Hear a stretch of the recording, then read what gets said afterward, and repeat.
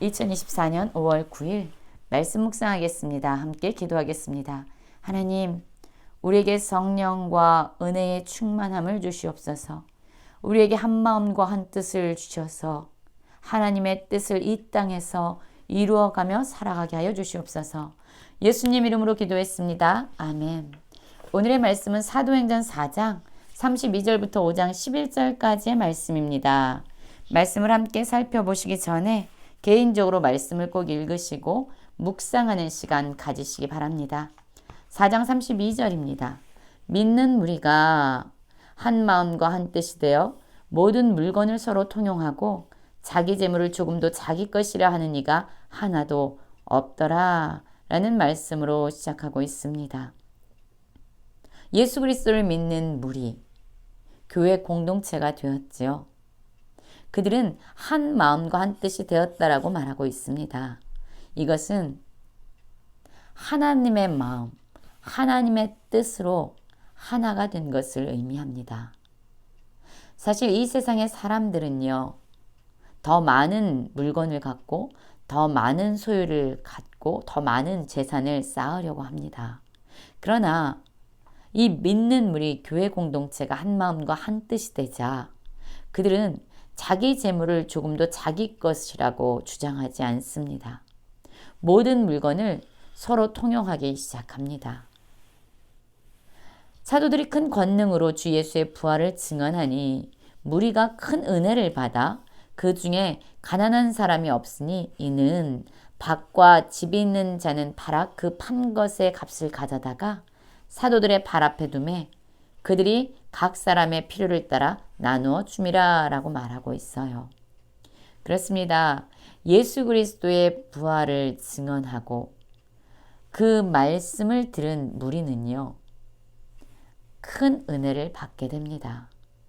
여러분, 은혜를 받고 하게 되는 일은 무엇입니까? 바로 하나님의 뜻대로 하나님의 마음을 따라 가난한 사람들을 돕는 일이었습니다. 자신의 소유를 팔아서요, 그것을 사도들 앞에 둡니다. 그러면 그 사도는 하나님이 주시는 그런 지혜를 가지고 각 필요를 따라 사람들에게 나누어 주고 있습니다. 부요한 자는 가난한 자들에게 자신의 것을 나누어 주면서 이들은 균등한 삶을 살아가게 된 겁니다.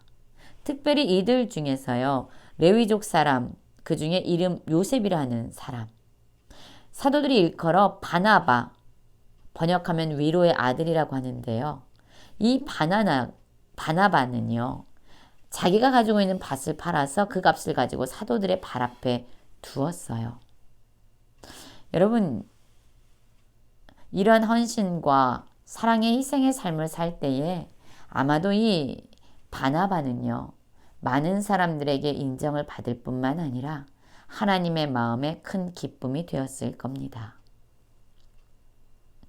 그런데 5장 1절부터 보면은요, 이 바나바와 다른 사람들이 나옵니다. 바로 아나니아와 삽비라 부부에 대한 이야기입니다. 이들 역시요, 소유를 팔았습니다. 그런데 그 소유를 판 값에서 얼마를 감춰둔 거예요. 그리고 아나니아뿐만 아니라 그 아내 삽비라도 이 모든 것을 알고 있었습니다.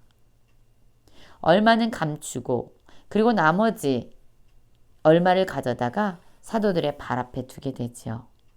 그때 베드로가 이들에게 묻습니다. 아나니아야, 어찌하여 사단이 내 마음에 가득하여 내가 성령을 속이고 땅값 얼마를 감추었느냐라고 말합니다. 여러분, 이 아나니아와 삽비라가 사실 겉모습만 본다면요, 그들의 소유를 팔았습니다. 바나바와 동일한 그러한 모습을 갖고 있어요. 그리고 또 그 판값을 사도들의 발 앞에 두었어요. 겉모습은 똑같습니다. 그러나 그들의 마음은 달랐어요. 바나바는 사람들에게 인정을 얻거나 자기의 영광을 위해서 일을 한 것이 아니죠. 하나님의 마음으로 하나님의 뜻을 이루고자 그는 그러한 일을 한 것입니다. 그러나 이 아나니아와 삽비라는요, 스스로 자신을 높이기 위해서, 사람들에게 인정받기 위해서 그러한 동기로 바로 이런 일을 하고 있습니다. 바나바를 시기했을 겁니다. 질투했을 겁니다.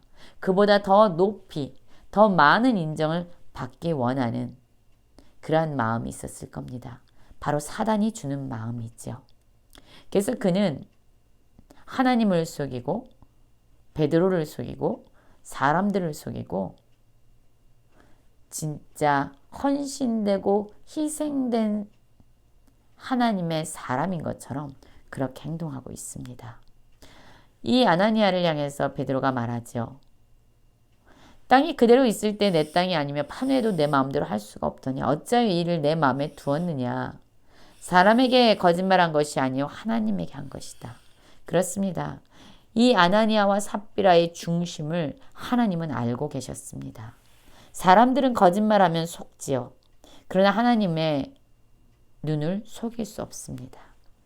바로 그들의 중심을 보고 계시기 때문이죠. 이 아나니아가 이 베드로의 말을 듣고 엎드려져 혼이 떠나고 그 일을 들은 사람들은 다 두려움에 떨게 됩니다.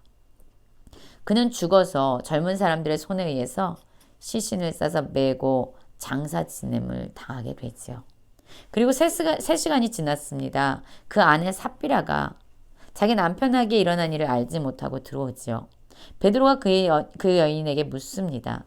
그 땅 판값이 이것뿐이냐? 라고 묻지요. 다 알고 있었던 거예요. 그 값에서 얼마를 감추고 있다는 것을. 그런데 이 삽비라는 예 그것뿐입니다. 그 땅 판값이 이것뿐이고 나는 전부를 하나님께 드렸습니다. 라고 말하는 것이죠. 여러분 사람은 속일 수 있지만 하나님은 속일 수 없었지요. 그러자 베드로가 너희가 어찌 함께 깨어서 주의 영을 시험하느냐. 보라 내 남편을 장사하고 오는 사람들의 발이 문 앞에 이르렀으니 또 너를 메고 내가리라 라고 말합니다. 이 베드로의 말이 끝나자 삽비라의 혼이 떠나가게 되고 그 여인은 죽게 되고 그리고 사람들은 그 여인의 시체를 메어다가 남편 곁에 장사하게 돼요. 여러분 이것이 모든 사람들에게 큰 두려움이 됩니다. 여러분 우리도 겉모습으로는요.